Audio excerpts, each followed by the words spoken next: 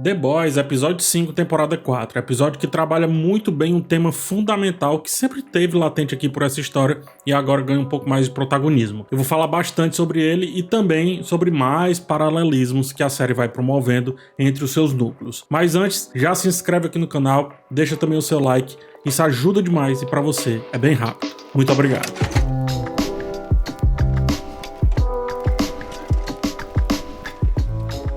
O roteiro do episódio volta a promover alguns paralelismos entre os seus núcleos, como eu estava dizendo. Começamos com Milk vendo como as suas ações influenciam diretamente na sua filha, mas não de um jeito bom, como os pais geralmente esperam. Ele sente-se envergonhado e também em um beco sem saída. Vale a pena deixar a família para continuar sendo o que ele está sendo, fazendo o que ele está fazendo? Se pouco dá certo, se as coisas parecem não avançar, corta pro Homelander inspirando seu filho a ser tão terrível quanto ele é. Isso é o exato oposto de Milk. Mas aí é que tá a diferença. Homelander só entrega o que tem, e Milk, por ter as duas coisas, já que é sim um anti-herói, não tanto quanto Billy, mas é um anti-herói, ele tem as duas forças interagindo para influenciar ali a sua menina, a sua filha. Hughie, por sua vez, foi uma criança que cresceu acreditando em toda aquela enganação que aparece na conversão de novidades da VOT. Seu pai é visivelmente apaixonado pelos sups e também pela empresa, tanto que assim que acorda, depois de terem aplicado ali o composto V, ele corre para consumir os produtos da VOT, né, ali na TV ou alguma coisa, acho que no celular, enfim. A gente ouve em uma cena que o Hughie e a sua mãe estão discutindo o ocorrido. Ou seja, muito provavelmente, Hughie foi muito inspirado pelo pai,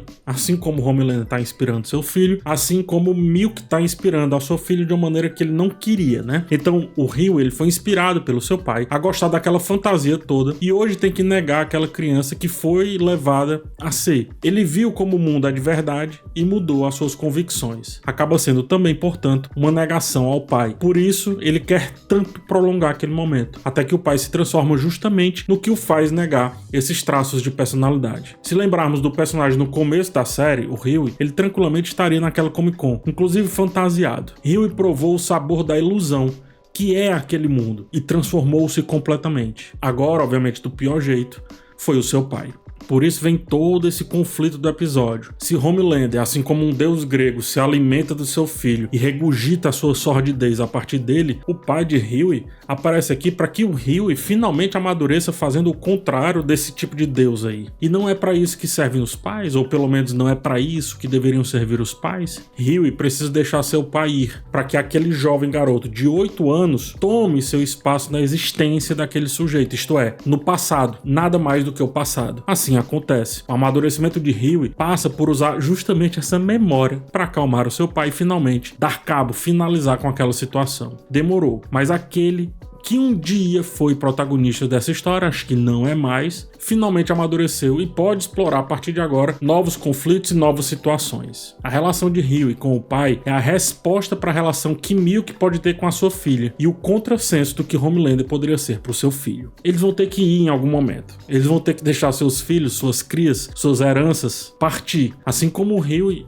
inversamente aqui, teve que deixar o pai partir. Só assim o pai entendeu que ele não era mais aquele jovem de 8 anos que não consegue, não necessariamente tirar uma vida, não é esse o ponto, mas fazer com que alguém não sofra a bel prazer. Caso isso não aconteça, Milk e Homelander vão aprisionar aqueles dois, sobretudo Homelander, que vai fazer um garoto que pode ser tudo, fazer tudo, mas não poderá fazer e ser o que realmente quer, o que aquela realidade precisa. Parece ser impossível agir como um super-herói de fato naquela realidade, tanto que ao final o chamado de Homelander é justamente para de vez aqueles sups virarem vilões e nada mais do que isso. Agora deixando isso de ser um papo velado, né? Deixando esse papo para inglês ver, digamos assim, bem de lado.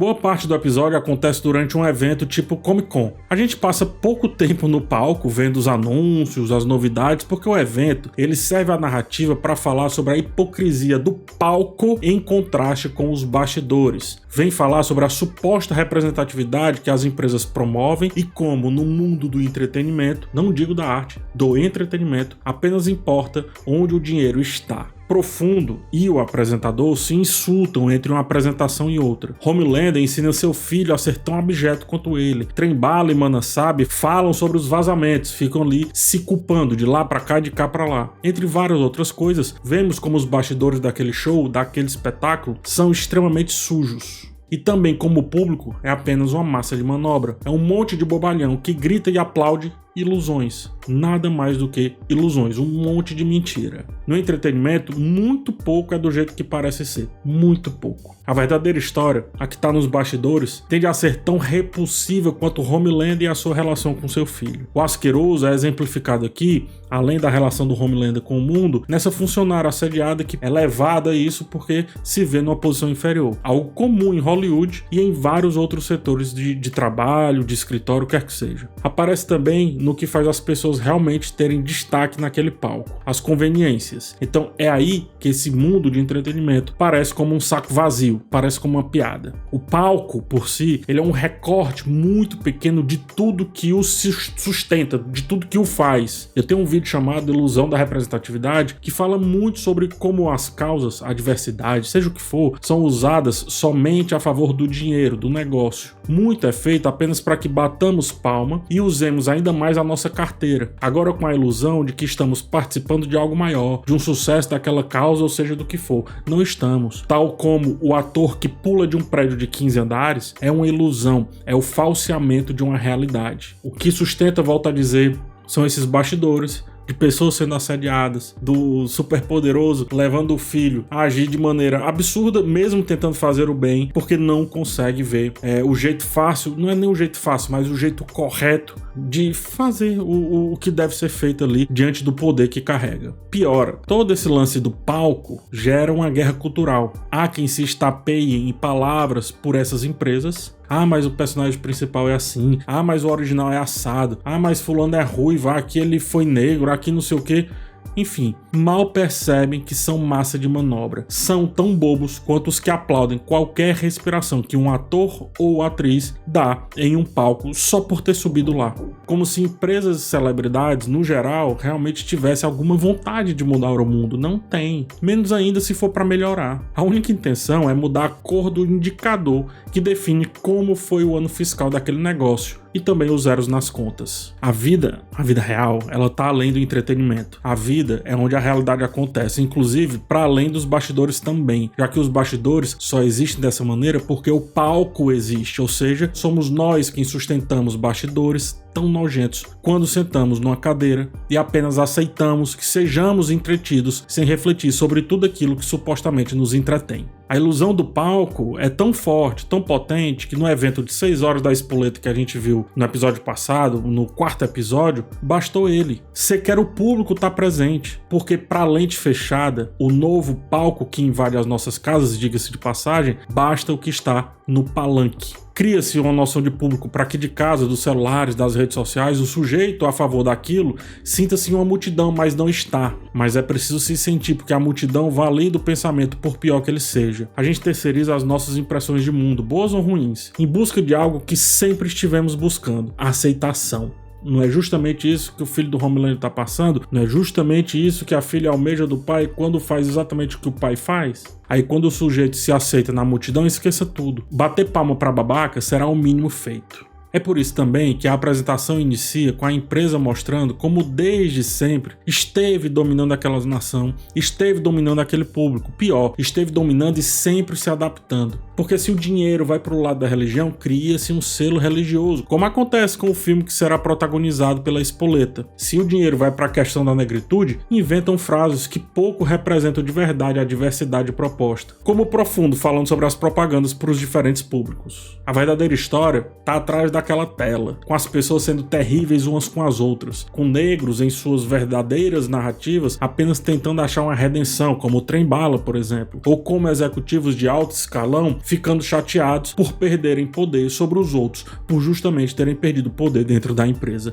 que é a única coisa que eles conseguem ser na vida. Porque seja o poder econômico, político ou porque não midiático, é só sobre eles, sempre. Precisaremos de palcos do tamanho do mundo para fazer caber o tanto de porcaria que existe para além deles, o tamanho de porcaria que existem nos bastidores. Tem aquela frase, né? Dê dinheiro, mas não dê poder. E é mais ou menos por aí. Estão dando poder pro filho do Homelander e olha o que em segundos, se não minutos, ele já começa a fazer. Precisa dar o corretivo no sujeito lá? Talvez. Daquela maneira, tenho minhas dúvidas. O QG da Luz Estrela tá tão vazio não é por outro motivo, mas é porque deixou de ser interessante apoiar aquela causa, que a multidão já não tá mais com aquilo. Não por ideias, mas por mídia, por estar bem com a parcela que pensa de um jeito específico, com a maioria que supostamente decide. Porque, repito, os negócios e a política vão só para onde o dinheiro está. Quem quiser se enganar, ok. Veste o cosplay de profundo e vai lá bater palma para tudo que aparece no palco de uma convenção qualquer de cultura pop, de quadrinho, seja do que for. Quem não se veste e vai mesmo assim, sem debater, sem argumentar, sem refletir, é via de regra, porque tá vestindo o cosplay de otário para todas essas estruturas que só querem se manter e nada mais. Eu já tive em vários eventos assim, e os atores e atrizes, ou outros nomes, recebem calorosos aplausos antes de falar qualquer coisa, antes até do filme estrear. E isso não faz sentido. Bate-se palma pra ilusão da ilusão, onde já se viu. Onde já se viu, a gente viu aqui em The Boys, Não é isso que tá acontecendo? Fãs se revoltam com a série que sempre criticou várias questões. Outros fãs buscam defender isso calorosamente, se estapeiam. No final, o denominador comum é um só. A série usa a percepção de ambos os lados para aparecer tanto quanto a espoleta e para melhor passar no silêncio tanto quanto a Luz Estrela. Ela capitaliza na polarização, choca com a exploração de um lado, mas também está explorando o outro lado de ponta a ponta, só que do ponto de vista de contrassenso, não se engane. E no final das contas, os poderes sempre se reorganizam. Vide a Ashley colocando seu amante no seu devido lugar, mesmo depois de supostamente ela ter perdido o poder. E é isso, gente. Muito obrigado por ter chegado até o fim desse vídeo. Aqui no canal tá rolando muitas coberturas de séries e filmes. E para que o YouTube te lembre desses vídeos, deixa um like e também deixa a sua inscrição. Não custa absolutamente nada. A gente se vê numa próxima oportunidade. Um forte abraço em vocês e tchau.